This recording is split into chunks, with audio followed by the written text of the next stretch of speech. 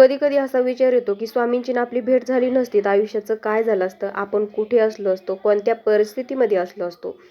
कारण आपल्याला स्वामींची साथच अशा वेळी मिळालेली आहे, जिथे सर्वांनी आपली साथ सोडली होती.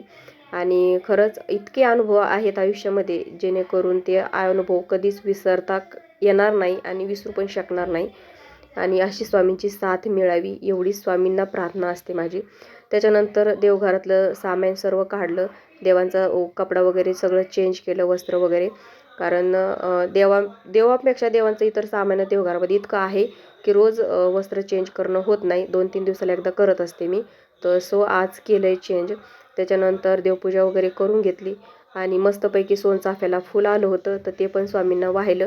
2 आले होते, पण म्हटलं आज एक आणि उद्या एक, जेणेकरून स्वामींना आज पण फुल भेटेल आणि उद्या पण फुल भेटेल.